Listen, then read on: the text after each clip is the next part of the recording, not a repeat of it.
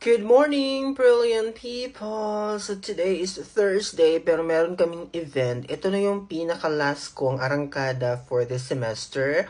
So bali, pupunta kami sa ibang school ngayon.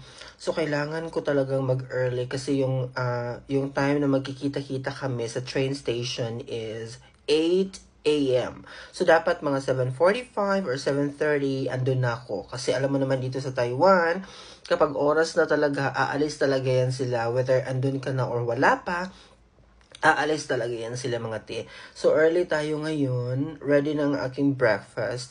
Pero while hinihintay nating ma-soften yung ating oatmeal here together with the milk, naisip kong sumagot ng tanong. Kasi nag-scan ako ng mga previous videos ko, meron ako nakitang question that I really wanted to answer. Sabi ni teacher, wala siyang pangalan. Sabi niya, "Hello, sir, good evening. What will happen sa teacher if dili naka-RNU sa school?" So, Bisaya din yata ito si teacher. If dili naka-RNU or hindi ka na-RNU ng school mo. Now, under TFETP, yun lang po yung gusto kong sagutin kasi dito lang po ako may alam. Now, sa program po ng TFETP, every January to March, meron pong tinatawag yung survey na, or parang may survey form na sinesend po talaga yung program sa amin. Every year po talaga yan. Now, nakaka-receive po dyan ang school ninyo at ikaw mismo. So, pwede kang mag-declare doon na magpalipat ka if you want to transfer. For example, nasa North ka and then gusto mo magpalipat sa South, you can declare that one sa yung survey form na binigay ng TFETP sa iyo. Tapos yung school mo naman, at the same time, mag-aano din sila ng kanilang decision doon sa kanilang email na na-receive sa TFETP.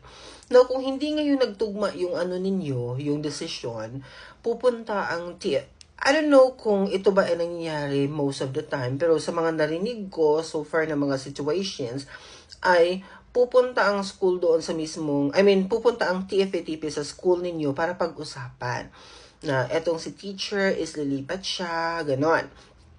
So, hanggang sa magkaroon kayo ng final negotiation, so, makakalipat ka talaga the following school year. Kaya siya ginawa na January to March para mapaghandaan TFETP yung paglipat mo ng panibagong school. Para sa pagdating ng new school year, yung August na first day no sa new school year, pero same year, is mapaghandaan nila na mabigyan ka ng panibagong school. Ganon talaga siya dito. Pero kung pero hindi to nangyayari, parang seldom to itong nangyayari na, hindi ko alam kung meron ba. Hindi pa ako nakarinig ng ganong sitwasyon. Under with the program TFETP na ang school mismo ang nag-decide na hindi i-renew si teacher. Most of the time kasi, si teacher talaga ang nagdesisyon na magpalipat siya sa ibang school.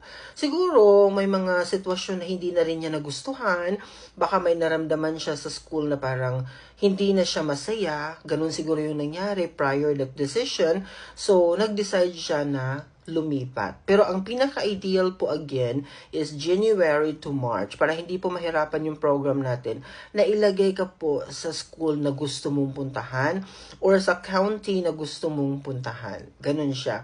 But of course, I would like to remind everybody na galingan po natin. Kahit under po tayo sa TFETP, galingan po natin yung ating performance every day. Okay, wag nating isipin na, ay, pwede pala ako lumipat anytime. So with that thinking, hindi ko nagagalingan kasi pwede naman pala akong lumipat. No, mali po yan. Kasi yung record po natin, 'di ba? Of course, magtatanong yung ating bagong school sa ating previous na school, 'di ba? So kailangan meron tayong magandang remarks doon na maiiwan, no? So yun lang po yung masasabi ko talaga. Wala pong uuwi sa PH for as long as hindi po kayo nakagawa ng major talaga na kamalian dito sa Taiwan. Alam niyo naman yan kasi nasa contract niyo yan.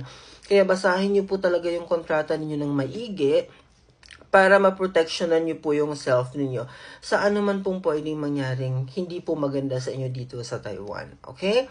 Kaya kaya si Sir Job talaga, laging sinasabi sa inyo, pumunta po kayo sa TFATP or yung mga program na legit dito sa Taiwan para maiwasan po natin ang mga manipulations, yung mga hindi magagandang pwede mangyari sa inyo dito sa Taiwan. So, good luck po, teacher. Don't worry po. Basta gagalingan nyo lang po.